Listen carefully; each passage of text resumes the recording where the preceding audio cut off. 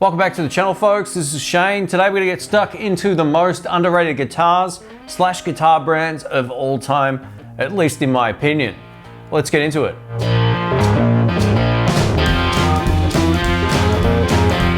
Welcome back, folks. This is Shane. This video isn't sponsored by anyone except for you guys, so if you do enjoy the video, please give it a thumbs up. I appreciate that. If we can get to 1,000 likes, that would be amazing. Thank you for all the support with this particular series of videos.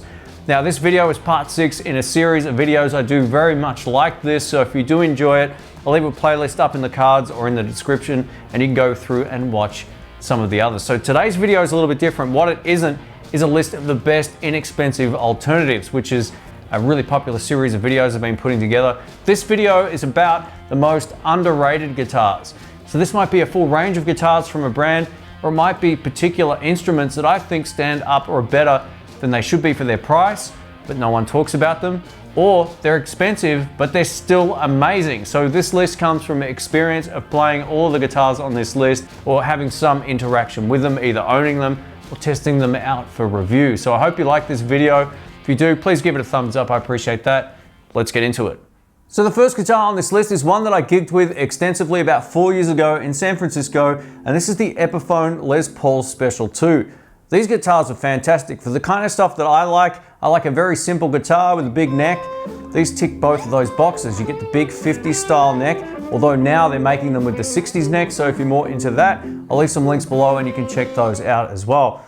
But the fact is, on the used market, these can be found for about $100 US, which is super cheap. If you live in Australia, they might sell for around $200 used, but the fact is they're an awesome instrument. And what I love about them personally is the fact there's only one volume and one tone control. I hardly ever use my tone controls as it is, so having just one of them is fine. Now, I was plugging this guitar into a Fender Deluxe Plus 112, which is a solid state amp, and I had my Royal Flush dual overdrive pedal, and I think I was playing the Wampler delay back then as well. And the tones spoke for themselves. I never had to think about my setup. I never had to really tweak anything. I could just turn down and get a really great rhythm tone, turn up, get a really great lead tone. Overall, if you can find a Les Paul Special 2 used or new, they're definitely worth checking out. As a lefty, they're much, much harder to find. You might not have much luck in Australia, but they can still be found on the used market in other parts of the world. Up next is a brand you've seen showcased on the channel a number of times. I like to try these guitars out every year because I feel like they're one of the most underrated guitars of all time, especially given the price. Now, this is another inexpensive one as well. We'll get to some more of the expensive ones in just a bit, but in terms of less expensive, most underrated guitars, I have to put any of the Yamaha Pacifica models on this list. These are fantastic instruments. These are much better currently than the guitars were getting made back when I first started. They were 2 or 3 times the price. No doubt about it. So I would put the Yamaha Pacificas slightly above, this is just my opinion, but I would put them slightly above the Affinity series Strats and Telecasters in terms of their quality, the pickups, all that kind of stuff. My only small criticism of them is that the toggle switch for the pickups can feel a little bit cheap, but it's not a huge mod if you do choose to upgrade that. But in terms of playability, I know gigging musicians, well, not gigging because of what's going on around the world right now, but generally they'll have these as their main gigging guitar because they can cover so much ground tonally, anything from blues to classic rock and beyond. They're really cool. Most of them have the 2 single coil pickups, both in the neck and middle, and then the humbucker in the bridge. And you get so many noise cancelling options with this guitar that there's only 2 positions on the guitar that will buzz, and that's neck on its own and middle on its own. So if you want to not only play clean, but also play some heavier styles of music, the Yamaha Pacifica is a great value, highly underrated. A lot of people probably think these are rated really highly, but I still feel like they don't get the love that they deserve, especially given that there's so much competition in that part of the market. But now I've done several reviews and comparisons which include the Yamaha Pacifica. My last one was up against the Squier Affinity series, and I really feel like the Yamaha Pacifica just wiped the floor with the Squier. And that's not to belittle anyone who owns a Squier, because they're still solid instruments as well. But I really feel like the Pacifica felt better in the hand. Tonally, it had better output in the pickups, just better tone overall. So yeah, I can highly recommend checking these out. I'll leave some links below so you can take a look. Third on this list of most underrated guitars is Reverend Guitars. The reason I'm putting these guys on the list is They've got just a massive assortment of guitars, maybe 40 or more different models from their Setneck series to their bolt-on series and to their signature series. And they also sell a couple of lefties as well. There's 4 actually, so not a couple, they actually sell 4, which is really, really cool. Now back, I think in 2009 or so, I had a chance to play a number of these over at Jerry's Lefty Guitars in Sarasota, Florida. Fantastic instruments. One of the things that makes these unique as well is a lot of them have this bass contour which is completely passive, and what this will do, so you can make your guitar pickup sound warmer and fatter just by rolling on the contour, or you can roll it off and have more of a sort of glassy, sort of thinner sound, which will work great for, say, playing something like funk, but where you might want a big massive solo, roll it back up, get a big fat tone. So overall, these guitars are really cool. I actually had a chance to play 3 of these at Jerry's. I think 2 of the videos made it to the channel. This was the Buckshot and Club King. Now the Buckshot is kind of like a Telecaster, but one of the things I really dig about Reverend guitars is while they are inspired to some extent by other sort of guitar shapes and brands, they definitely look unique in their own way. They don't look like a straight up clone, and that's what I really dig about them. Not only that, they're pretty decent value considering they're made in Korea. They're maybe not the least expensive guitar given where they're made, but they're still a very solid instrument. You are paying more for these guitars, but these are up there with some of the best Korean-made instruments, whether we're talking about the PRS SE line or any other number of guitars that are made over there as well. So now if you already own a Reverend guitar, odds are you know just how great they are. I got a few friends with some as well, and I think they're really great. As I mentioned, Reverend make a number of signature series guitars, but the one I see pop up most on my feed is the Greg Cox signature Gristle Master. And I love the fact that they've called it that. Greg Cox humor, man, it's pretty funny. So yeah, this is a Tele style electric guitar. I'll leave some pictures obviously on screen and links down below as well. You can check it out, but I think they look really cool. They come in a number of different colors. You get the Fishman pickups. While I haven't played this particular model, I've heard it a number of times, and I think it sounds great. And the ones that I have played are highly underrated. Let me know what you think of Reverend guitars. Coming in at number 4 is another highly underrated guitar brand, and that's Music Man Guitars. They make a number of really beautiful instruments, but I think what sort of has bumped these out of the mainstream is the fact that Fender guitars are generally less expensive for the same type of thing. I say the same type of thing because they're not identical instruments, but they are very, very similar. And most people know Fender, it's more of a household name. The Music Man guitars, especially the Cutlass, isn't a guitar that people think of, at least in my opinion, they think of before they think of a Strat, anytime you're thinking about a 3 single coil pickup guitar. Now, one of the great things about the Music Man guitars is their tremolo system is phenomenal. It's by far a much more reliable tremolo system than the Fender in my experience with them, and I own a number of different Strats, so I really feel like the strength of the Music Man is their quality. Their design is a little bit different. The shape may or may not appeal to you. One of the interesting things about the Music Man guitars, they're built in the US as well, much like Fender, but they're about $400 US more expensive than compared to, say, an American standard Strat. Now, some people will argue that the Music Man is far superior in a number of different ways. I think the tremolo system on the Music Man is far better than the one on the Fender, so if you're a big tremolo fan, definitely give those a look. And the pickups, man, the pickups just sound like $1 million as well, but it's all subjective stuff when it comes down to it. But at the end of the day, the Music Man guitars, especially the Cutlass and the Axis Super Sport, are 2 of the most underrated guitars in my opinion. Up next on the list of the most underrated guitars, and this is one that went totally under the radar for me, and it totally blew me away. I had a chance to review one of these recently. I went and borrowed it from a shop locally here at Sky Music, and I played it and I went, wow, this is really something special, and I don't hear anybody talking about this, at least not in my circles. This is the Ibanez Prestige AZ or AZ 2402. And if you're a lefty, there's an L on the end. I'll leave links and information in the description as well.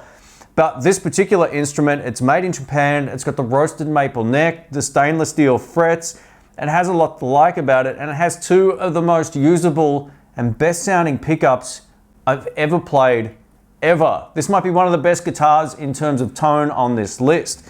Now these guitars come in at $2,100, which might be too much for a lot of people who want to buy a Japanese made guitar. But in terms of everything about this, playability, simplicity, pickups, tone, feel, tremolo system, everything, this is one of the best guitars I've ever played. I'm still very, very much gassing for one of these, but I know I probably don't need another guitar right now. But a lot of the magic of the tone comes from the pickups in this guitar. They use two Seymour Duncan Hyperon humbuckers, which sound phenomenal. They've got all the clarity in the world. They still have enough girth and body to the tone to make just about any humbucker fan go, man, these sound great. They're very kind of similar, I guess, to a burst bucker from Gibson, just in terms of their humbucker mode. But what makes these special is when you go into those split coil tones, it actually still sounds good. A lot of guitars lose the mojo as soon as you use that, like my PRS SE, it loses all mojo when you try that split coil tones.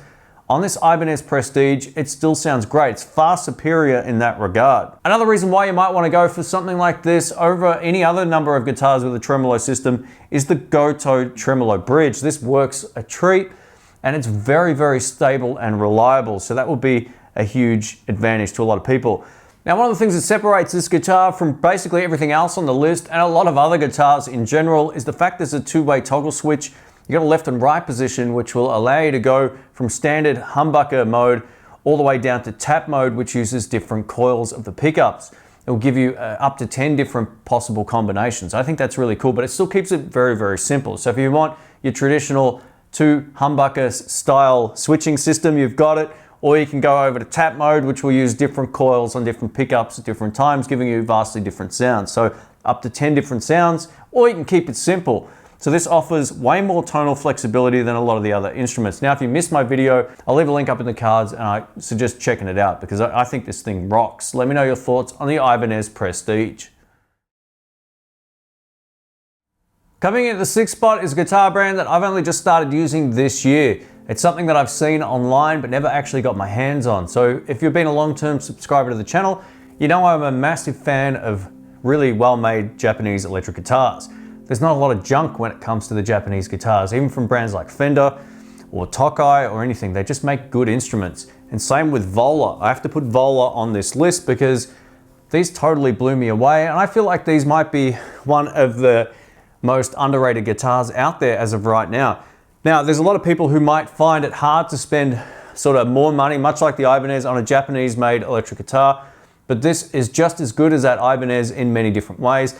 This Vola Oz is very similar to a guitar I had many years ago, which was Deluxe Stratocaster from Fender, just in terms of the overall quality, except it's got a few advantages. You get a much fatter and thicker neck, which I really love. You can also get guitars from this brand that don't have the thick neck as well, but I love the fact it's got two single coils and a real humbucker in the bridge. Now, the attention to detail, all that kind of stuff was phenomenal. Straight out of the gig bag, it was almost in tune.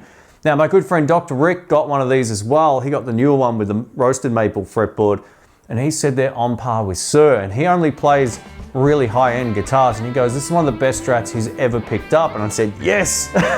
I really feel the same way as well about them. And this isn't just to plug these guitars, because if they weren't good, they wouldn't be on this list.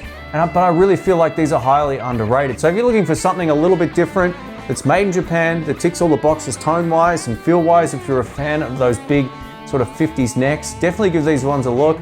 Now, I can't wait till the lockdown ends, because you're not only going to see some live clips come up of the Vola Oz, but also of the Vola Vasti, which is their tally style as well. These just really blew me away, and one of the unique things about them, not only do we get the belly cut and all that kind of stuff for it as well, but it also has a passive boost switch down here on the volume control that'll allow you to take this bridge pickup from a low output single coil type tone to something with a whole lot more girth. No batteries required, none of that, just a push-pull pot, and this is pretty much the same sort of spec as the other Strat that you just saw. So yeah, Vola guitars definitely on this list.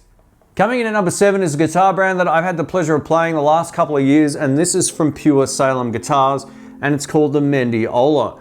Now, there's a couple of reasons why I'm putting this on the list. Value for money, these are almost unmatched. And in terms of the quality, they're up there with the Reverend guitars or anything out of the Korean factories that are making some of the top of the line stuff. I would put this on par with my PRS SE, which was made in Korea, and any of the Reverend guitars I've played, and they're fairly affordable given that this is a company out of Miami, Florida. Now, if we take a look at the website, you'll probably find that not all of these styles will definitely suit you, but they make a whole lot of lefties as well, given that the designer and owner of the company is also a left-handed guitar player. So plenty of right-handed guitars, plenty of left-handed guitars coming in at a relatively great price, in my opinion, for what you're paying for these instruments. They're definitely really worth it. You get locking tuners, which is a really great thing. And I think the pickups pretty much speak for themselves. This bridge pickup is called an Attack Captain Mini Humbucker. It's one of the best bridge humbuckers I've ever played in my life. It sounds totally cool. Three-way toggle switch, you get a very simple instrument.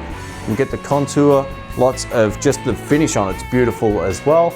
So overall, it's a really great instrument given the price, and I don't see too many people talking about these. Now, if you know Andy Martin, who does the reverb videos and also has his own channel, I'll link his video up here and you can take a look at his demo.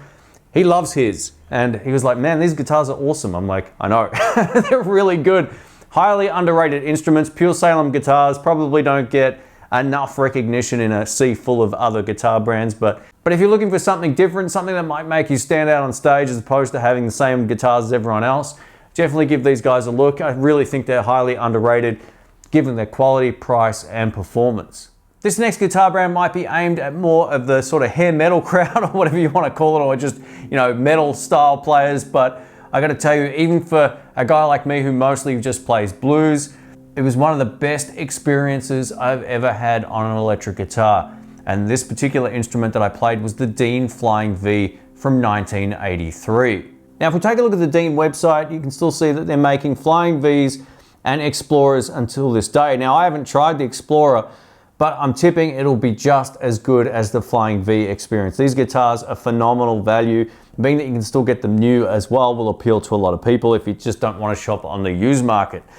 Now, as you can see, there's plenty of other options from the Les Paul style electrics to the SG style ones as well. They are quite a lot different though with that headstock shape. So if that doesn't bother you, then definitely give these a look. Obviously, some of these are aimed at the more metal crowd, but from my experience playing Dean guitars, one of the best instruments I've ever played, hands down, is that blue Flying V. It was just something to behold. It really was. A little bit too metal for me, but just a beautiful sound. If it had a more boring headstock, I probably would have bought it. Up next, we're going to talk about a guitar brand that's been mentioned a number of times on this particular series of videos. That's Eastman Guitars. They make a 335 style electric called the T486. Now, these are beautiful. Not only do they sound great, but they feel good to play.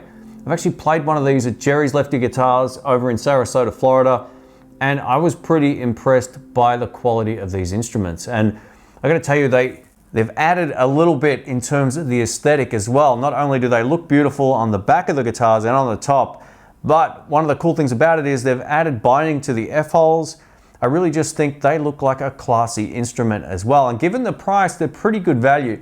To spend the same amount on an Epiphone, you'd probably go for something like the Sheraton, but everyone knows the Sheratons are great guitars as well. So we're going for underrated guitars, right? So the Sheraton would be a fairly comparable instrument at that sort of price point, but the Eastman are just that little bit different as well. Maybe not quite as blingy as the Sheratons, but overall, just a really nice instrument. One of the things that separates a good guitar brand from a not so good guitar brand is their quality control. I haven't picked up an Eastman guitar and thought, man, look at this. What were they thinking? They've been very, very reliable. And the ones that I've seen at the guitar show that are at the higher end of the price market as well, also very, very beautiful instruments. Some of them look like just really old, beautiful vintage instruments straight off the shelf. So overall, Eastman Guitars have to make this sort of guitar brand I hear a lot of people talking about. If you already own one of these, let me know your thoughts in the comments below. Up next, we're going to talk about a guitar brand that I think is highly underrated, but it comes at a cost. These are one of the most expensive guitar brands out there that are making production sort of guitars as of right now. So these aren't vintage instruments. You can go out and buy one of these today, and that's Nick Huber guitars. Nick Huber guitars are engineered in Germany. They're just beautiful, beautiful instruments. The pickups sound great. They feel good to play. I've played a number of these over the years, including the Twangmeister, which had a P90 in the neck and a Telecaster bridge pickup, and it sounds like a fairly conventional kind of matching there, but it just felt beautiful. It was so good. But some of the best guitars I've ever played are their Orca guitars. The Orcas are on a whole different level to any Les Paul I've ever played. These are highly underrated. They're highly expensive, but they're still highly underrated. So if you're looking for something at the higher end of the market and you're a bit sick of getting a Gibson or something similar, then check out Nick Huber. The tone, the feel of these guitars are unparalleled, and I've even played PRS guitars worth over 10,000 Australian dollars. So in my opinion, the Nick Huber guitars go right under the radar. They may go under the radar just based on their price, but performance, tone, feel is unparalleled in my opinion. So check out the Nick Huber instruments if you're at that end of the market. Coming in at the final spot on the list of most underrated guitars is G&L. The brand as a whole make phenomenal instruments. They make great guitars. They also make some really nice bass guitars, but they go highly underappreciated. In my opinion, they're highly underrated. Now, I've owned one of their ASAT Telecasters. It was a beautiful instrument. I still say to this day, it was the best neck on any of my guitars, just in terms of the finish. It was almost like a polished rifle or something. It was really, really beautiful. On the used market, these guitars don't hold their value because everyone wants that household name. Even though G&L still had Leo Fender at the helm originally, they just never quite got the notoriety that Fender had, and they just didn't have that history behind them either, which is why I think they don't sell for anywhere near as well on the used market as Fender guitars do. You can generally get your money back on a Fender, whereas G&Ls, you just don't. I've spoken about that before. But I really feel like in terms of the quality of the pickups, the playability, all that kind of stuff, G&Ls are just as good, and many would argue that they're actually better than the same priced guitar from Fender. Firstly, just know this conversation isn't about adding fuel to the fire in the comment section saying you should be buying a G&L or a Fender over one or the other. It's not about that at all. This particular list is underrated guitars, and being that G&L is as good or better in some cases than the Fender counterparts, this is why they made the underrated guitar list. Because if you search YouTube for tallies, you're gonna find 90% Fenders or Squiers. You don't see that many, I made that percentage up, but generally I don't see that many G&Ls come up in my feed. Let me know what you think about G&L instruments. Being that I've owned one, the quality is fantastic. You get a beautiful hard case, and if you're shopping used, you'll get them for an absolute steal. Thanks for watching, folks. My name's Shane. So what I'm gonna do now is ask you to list guitars that I may have missed. Now, I haven't played every guitar in the world, but these particular instruments are the ones that stood out for me as the most underrated guitars. Now, an underrated guitar is something that not everyone's talking about, not everybody owns. It's still really great. So if I have missed something, comment below and I'll follow it up on a future video, maybe part 2 of this series from the community feedback. So feel free to post down below. I did have a few others I was going to add to the list, but I knew the list was getting just that little bit too long. So I figured we'll keep it at around 10 and we'll take it from there. But I'll do a follow-up video with everybody's recommendations below. If you did enjoy the video, please give it a thumbs up. Comment below if you think I missed a brand or a particular instrument that you really love, that you think it goes highly underrated in the guitar world. Thanks again for watching. Catch you soon. See ya.